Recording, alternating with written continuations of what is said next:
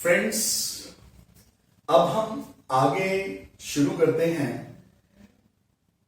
Present indefinite tense हमारा चल रहा है और हम इसी का जो लास्ट है WH फैमिली, जो असल में इंट्रोगेटिव का ही एक पार्ट होता है, तो उसको हम अलग से पढ़ेंगे क्योंकि इसमें थोड़े से कॉम्प्लिकेशंस होते हैं एक स्टूडेंट के लिए।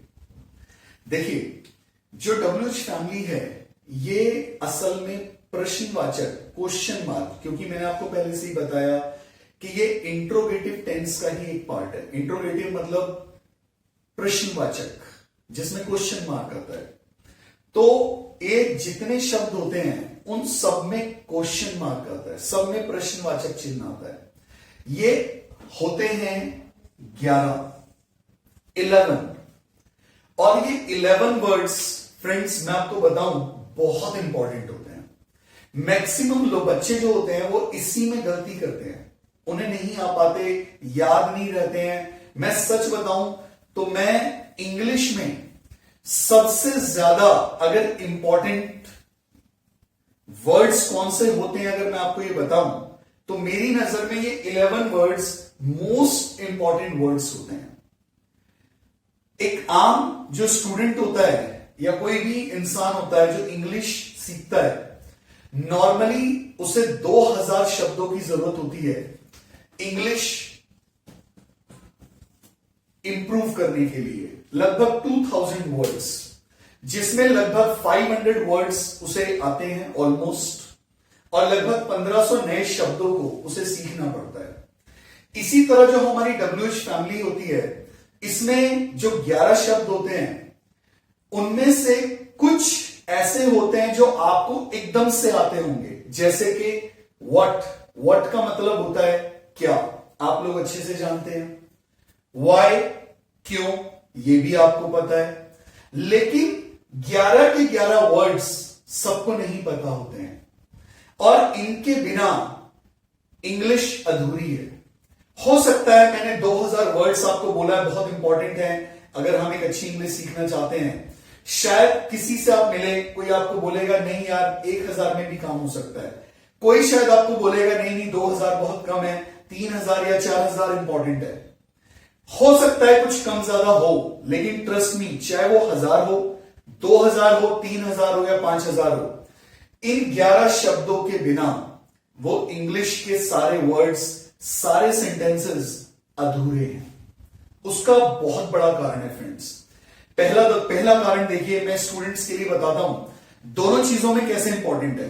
एक है राइटिंग और दूसरा है स्पीकिंग। इन दोनों में इसकी इंपॉर्टेंस क्या है? अगर हम राइटिंग की बात करें सबसे पहले, तो बच्चे एग्जाम देने जाते हैं स्कूल में, और जो इंग्लिश का पेपर होता है उसमें अगर 20 क्वेश्चन आते हैं तो वो सारे के सारे क्वेश्चन हैं, क्वेश्चन, तो सब में क्वेश्चन मार्क, प्रश्नवाचक चिन्ह लगा होगा। और अगर सब में लगा हुआ है तो 20 में से 15 कम से कम या शायद उससे ज्यादा वो ऐसे होंगे जिनमें इन 11 में से कोई ना कोई शब्द 100% इस्तेमाल होगा। इनके बिना वो नहीं हो सकते। और मैंने बहुत सारे बच्चों को देखा, जैसा मैंने आपको बताया, मैं लगभग 20 साल से पढ़ा रहा हूं। मैंने बहुत सारे स्टूडेंट्स को देखा है, जब वो आंसर्स देते हैं तो कई बार वो ऐसी मिस्टेक्स कर देते हैं, जैसे विच का मतलब होता है कौन सा, और हुज का मतलब होता है किसका। तो बच्चे क्या करते हैं, कौन सा की जगह, जैसे उसमें लिखा हुआ है विच गर्ल वेंट टू मार्केट, कौन सी लड़की मार्केट गई, कौन सी, और कोई स्टूडेंट जवाब देकर आता है she was the daughter of this person, वह इस व्यक्ति की बेटी थी, क्योंकि शायद वो ये समझ पाया कि विच, इसमें जो विच लिखा हुआ है उसका मतलब किसका है या किसकी बेटी है लिखा हुआ है। तो ऐसे बहुत, अब आप सोच के देखिए, किसी ने आपसे पूछा बंदर, आपने जवाब दिया छछुंदर, तो वो सारा मिस्टेक हो गया। थोड़ा सा फॉल्ट होता है, लेकिन आपका क्योंकि आपको समझ में नहीं आया, जिस वजह से आपका जो आंसर है वो टोटली रॉन्ग हो गया। उन्होंने पूछा कुछ और था, आपने जवाब दिया कुछ और। जबकि अगर आपको बस ये समझ आ जाता कि किसका की जगह कौन सा है, तो आपको उसका जवाब भी आता था और आप उसको सही लिख भी सकते थे। लेकिन क्योंकि आपके ये जो 11 शब्द हैं ये बहुत स्ट्रांग नहीं थे, आपको शायद बहुत अच्छे से सारे के सारे नहीं आते थे, इस वजह से ये गलती हो गई आपसे। तो मैं आपको बड़े स्ट्रांगली रिकमेंड करूंगा कि ये 11 के 11 वर्ड्स आप बिल्कुल, जिसे कहते हैं ना, घोट के पी जाइए बहुत अच्छे से।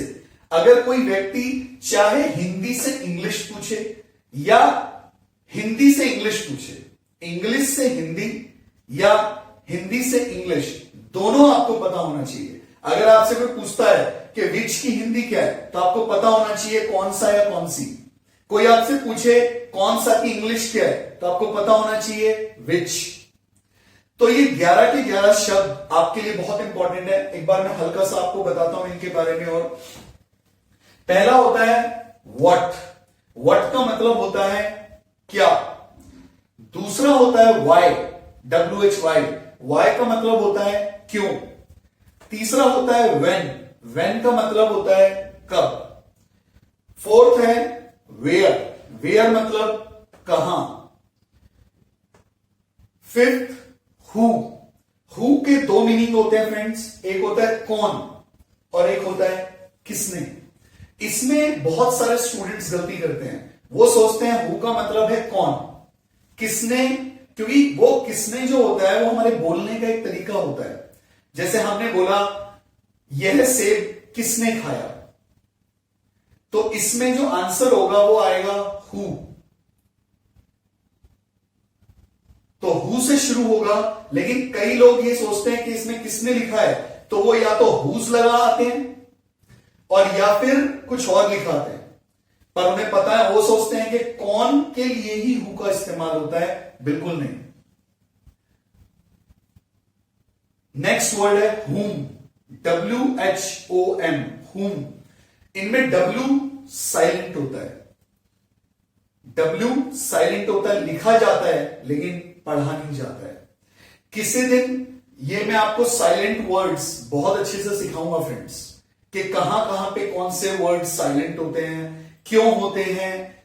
इंग्लिश में लोग बहुत ज्यादा प्रॉब्लम में आते हैं स्पेलिंग्स की वजह से, कि उन्हें स्पेलिंग्स याद नहीं रहती। और इसमें सच बताऊं तो स्टूडेंट्स की उतनी गलती होती भी नहीं है शायद, क्योंकि इंग्लिश की जो स्पेलिंग्स हैं वो होती ही इस तरह की है।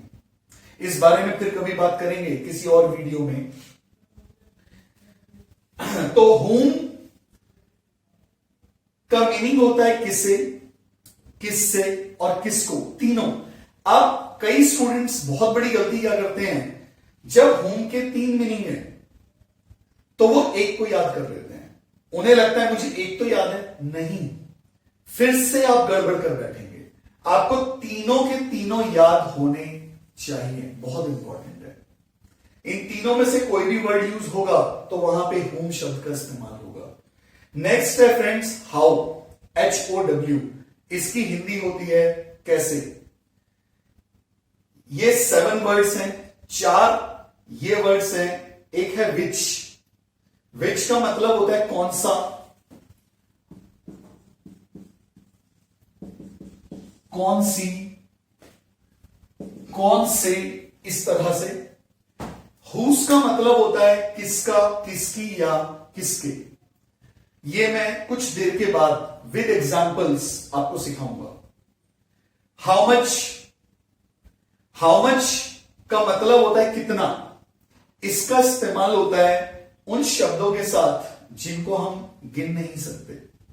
इसका भी मैं एग्जांपल आपको दूंगा अभी थोड़ी देर में। नेक्स्ट है हाउ मैनी। हाउ मैनी का मतलब होता है कितने। ये इस्तेमाल होता है गिनने वाली चीजों के साथ। मैं हल्का सा आपको बता देता हूं, फिर मैं इसके बाद और डिटेल में आपको बताऊंगा। हाउ मच का इस्तेमाल होता है जो नहीं गिनने वाली चीजों के साथ इस्तेमाल होता है। जैसे कितना दूध, क्या हम दूध को गिन सकते हैं, बिल्कुल नहीं। तो कितना दूध के लिए आएगा how much milk. How many इस्तेमाल होता है जो गिन सकते हैं, जैसे कितने विद्यार्थी कितने स्टूडेंट्स, हाउ मेनी स्टूडेंट्स, क्योंकि स्टूडेंट्स को हम गिन सकते हैं इसलिए हमने उसके साथ लगाया हाउ मेनी। ठीक है फ्रेंड्स, तो ये 11 के 11 शब्द मैं उम्मीद करता हूं आपको बहुत अच्छे से समझ आ गए होंगे। और अब आप एक बार इनको रिवाइज करना, और अब मैं इससे आगे आपको बताता हूं कि आगे हम क्या करने वाले हैं इसी को। फ्रेंड्स, अब हम आगे चलते हैं। WH फैमिली के जो सेंटेंसेस होते हैं उनको हम किस तरीके से बनाते हैं, किस तरीके से फॉर्म करते हैं। देखिए, सबसे पहली चीज, जैसा कि मैंने आपको पहले ही बताया था, पहचान बहुत इंपॉर्टेंट है। अब इसमें देखिए, जैसे ये है, मैं दिल्ली में क्या करता हूं। सबसे पहला इसमें ता हूं आ गया लास्ट में, क्वेश्चन मार्क भी है, और इसमें बीच में क्या है, क्या। इससे पहले जो हमने सेंटेंसेस किए थे क्या वाले, इंट्रोगेटिव और इंट्रोगेटिव प्लस नेगेटिव, उनमें सब में क्या पहले आता था, बिल्कुल फर्स्ट वर्ड होता था क्या। जब भी फर्स्ट वर्ड क्या होता है तो उसमें कभी भी व्हाट का इस्तेमाल, WH फैमिली का इस्तेमाल नहीं होता है, यह हमेशा याद रखिए आप लोग। और जब भी क्या का इस्तेमाल सेंटेंस के बीच में होता है, जैसे ये है, मैं दिल्ली में क्या करता हूं, तो क्या बीच में आ गया। अब इसमें WH फैमिली का इस्तेमाल होगा। इस क्या की जगह यहां पर कब, क्यों, कहां, कैसे, कुछ भी हो सकता है। ठीक है, अब हम इसको देखते हैं कैसे बनाते हैं। पहला, ये फॉर्मूला है इसका, पहले आएगा WH फैमिली का शब्द, फिर आएगा डू या डज, फिर सब्जेक्ट, वर्ब की फर्स्ट फॉर्म, और फिर ऑब्जेक्ट, और फिर क्वेश्चन मार्क। फ्रेंड्स, जो ये WH फैमिली के शब्द हैं, अगर ये आपको याद हैं तो आप बड़ी आसानी से इसका इस्तेमाल कहीं भी कर सकते हैं। तो अब देखिए, क्या के लिए इस्तेमाल होता है, व्हाट, सबसे पहला वर्ड हमने लिखा था।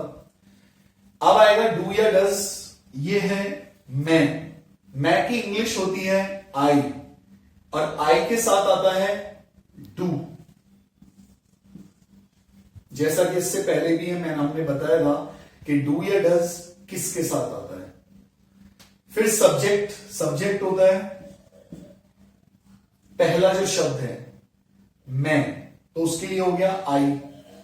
वर्ब की फर्स्ट फॉर्म, वर्ब मैंने आपको बताया था हमेशा लास्ट में आती है, तो इसकी इंग्लिश हो गई डू।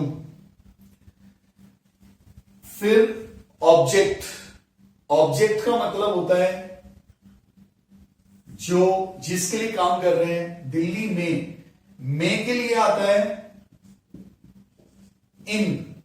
ये प्रीपोजिशंस होते हैं फ्रेंड्स, ये भी मैं आप लोगों को अभी जल्दी ही बताने वाला हूं कि प्रीपोजिशंस क्या होते हैं और उनको किस तरीके से फिर हम इस्तेमाल करते हैं।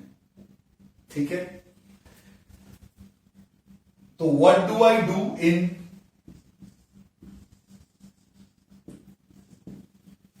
दिल्ली,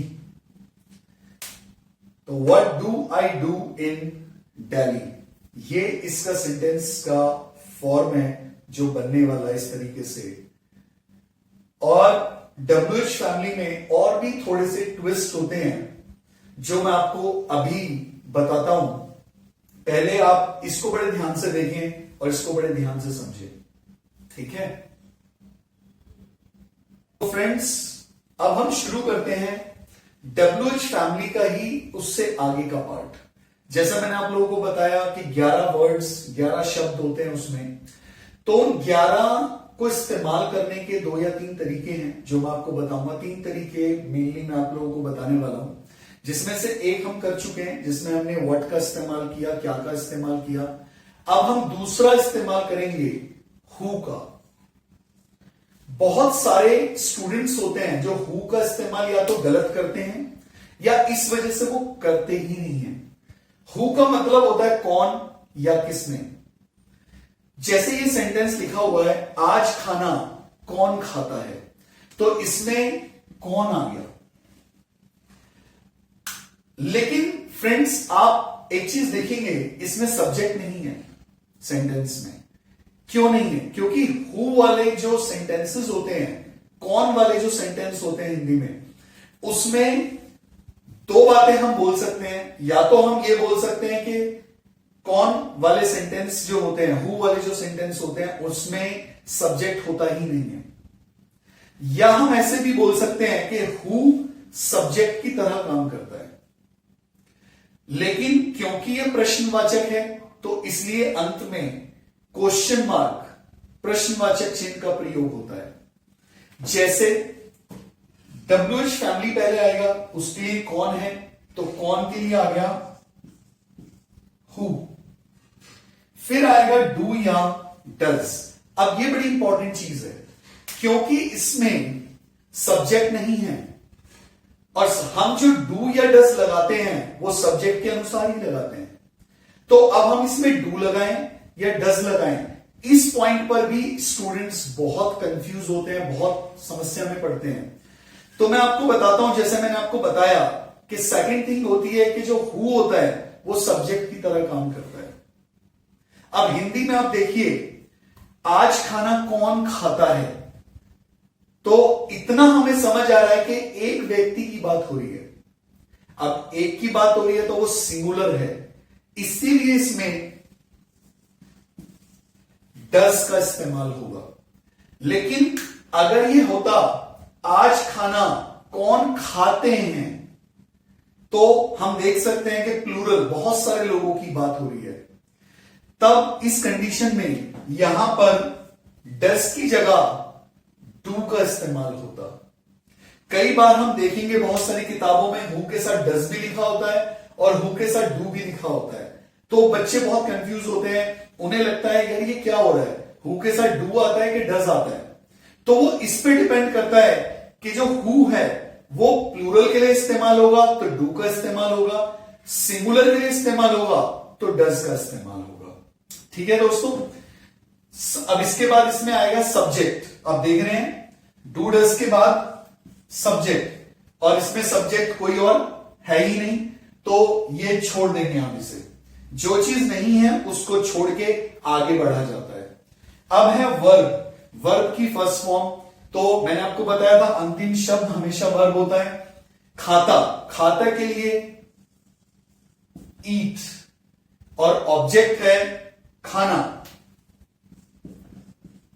फूड। अब हमें दोस्तों यहां तक सेंटेंस खत्म करके एक बार ये देखना चाहिए ऑब्जेक्ट लिखने के बाद क्या हिंदी वाले सेंटेंस में कुछ और बचा तो नहीं है। क्योंकि अगर कुछ और बचा है तो वो एक्सेट्रा आदि में आता है, जो लास्ट में लिखा जाता है।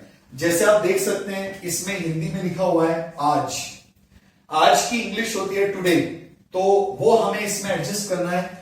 Who does eat food today, और इसमें आएगा प्रश्नवाचक चिन्ह क्वेश्चन मार्क। तो ये हो जाता है who does eat food today.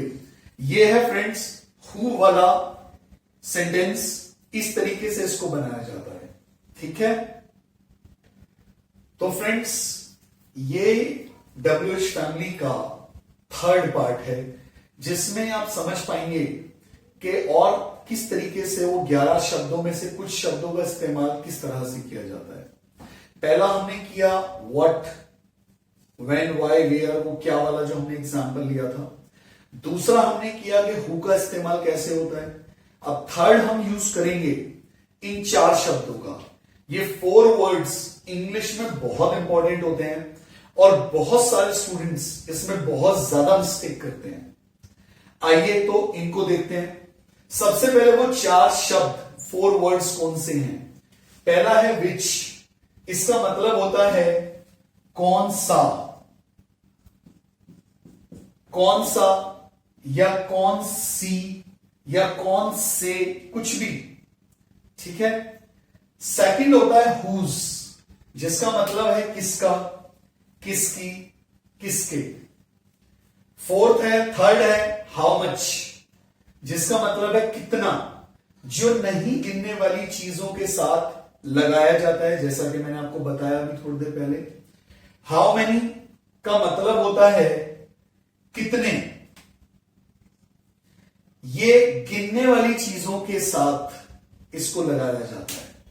अब फ्रेंड्स, इन चार शब्दों की खासियत होती है कि इनके जो सेंटेंसेस बनाए जाते हैं उनमें मैक्सिमम सेंटेंस इस तरह के होते हैं जिसमें ये शब्द कभी भी अकेले नहीं आते, हमेशा ऑब्जेक्ट के साथ आते हैं। मैं अभी आपको उदाहरण देकर बताता हूं। जैसा कि आप यहां पर देख सकते हैं, इसमें लिखा हुआ है वह कौन सी किताब पढ़ता है, तो इसमें ये आया कौन सी, ठीक है। अब कौन से के लिए हम इस्तेमाल करेंगे WH फैमिली का शब्द जो है विच, तो ये आ गया फ्रेंड्स विच। लेकिन जैसा मैंने आपको बताया ये शब्द अकेले नहीं आते, ऑब्जेक्ट के साथ आते हैं। और कौन सा वो ऑब्जेक्ट है, कैसे पहचानते हैं उसे, जो हिंदी में उसी शब्द के साथ लिखा होता है।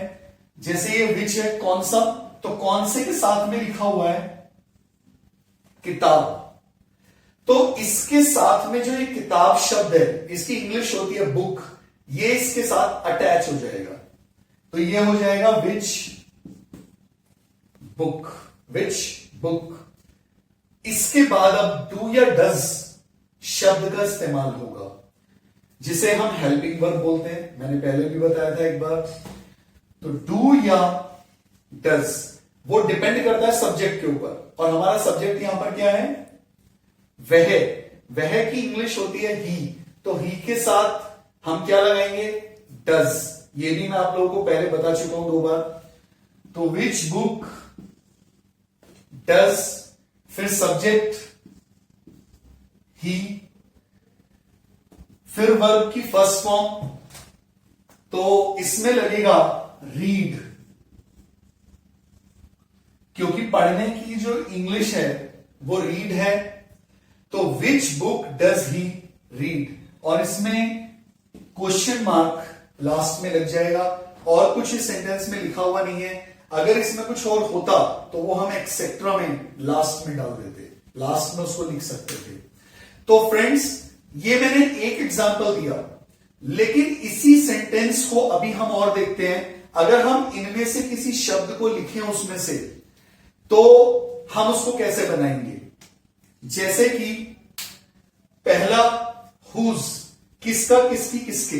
अगर सपोज कीजिए यहां पर कौन से की जगह होता वह किसकी किताब पढ़ता है, तो किसकी के लिए आएगा हुज। तो यहां पर विच की जगह हुज शब्द का इस्तेमाल होगा, लेकिन यह भी अकेला नहीं आएगा, इसके साथ भी वही सेम विच के साथ जैसे बुक लिखा था ऐसे कौन से किसके के साथ भी बुक लिखा है, तो हम इसमें लिखेंगे हुज बुक, और बाकी आगे does he read, question mark, same वैसे ही इसका इस्तेमाल होगा। ठीक है फ्रेंड्स, अब इसके बाद मैं आपको आगे बताता हूं यहां तक, लेकिन अगर आप बहुत अच्छे से इसको समझें, अगर आपको एक बार में समझ में ना आए तो 2 बार 3 बार इस वीडियो को देखें, ताकि ये सारी चीजें, ये बेसिक है, आधार है ये इंग्लिश का। अगर आपने इसको ध्यान से नहीं समझा, नहीं सीखा, तो आपको आगे बहुत परेशानी होगी, और इन्हीं चीजों में कॉम्प्लिकेशंस आते हैं, परेशानियां आती हैं। ठीक है फ्रेंड्स, अब देखिए मैंने आपको बताया था हाउ मच और हाउ मेनी का इस्तेमाल बिल्कुल होगा वैसे ही इस्तेमाल, ये भी अकेले नहीं आते हैं, ऑब्जेक्ट के साथ आते हैं। लेकिन जैसा कि मैंने बताया, एक गिनने वाली चीज के साथ इस्तेमाल होता है, एक उसके साथ इस्तेमाल होता है जिसको नहीं गिन सकते। अब पहले मैं उदाहरण ले रहा हूं हाउ मच का, जिसको गिना नहीं जा सकता। देखिए सबसे पहले WH फैमिली, तो इसमें क्वेश्चन है कितना। अब पहले हमें यह समझना पड़ेगा कि कितना के साथ में क्या लिखा है। अब जैसे ये लिखा है कितना पानी, अब पानी को क्या हम गिन सकते हैं या नहीं? बिल्कुल नहीं गिन सकते, तो इसलिए इसमें हाउ मच का इस्तेमाल होगा। तो यहां पर आएगा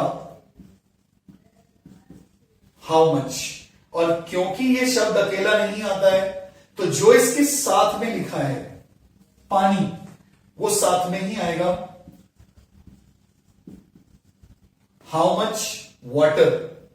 फिर आएगा डू या डज, वो सब्जेक्ट पर डिपेंड करता है। सब्जेक्ट है हमारे पास तुम के लिए इंग्लिश होती है यू, और यू के साथ डू का इस्तेमाल होता है, तो ये आएगा do. How much water do you, subject आ गया। अब वर्ब पीते हो, पीने की इंग्लिश होती है ड्रिंक, वर्ब आ गई। अब ऑब्जेक्ट हम पहले ही इस्तेमाल कर चुके हैं, मैंने बताया था कि ये चार शब्द हमेशा ऑब्जेक्ट के साथ इस्तेमाल होते हैं। अब इसमें हम देखते हैं फ्रेंड्स कुछ और बचा है क्या? रोज, रोज की इंग्लिश होती है डेली, तो उसको हम लास्ट में लिखेंगे, और क्वेश्चन मार्क कंपलसरी है तो वो लिखना है, लगाना है। How much water do you drink daily, right friends. अब मैं एक छोटा सा एग्जांपल और दूंगा बस, हाउ मेनी, उसको और आप देखें ध्यान से,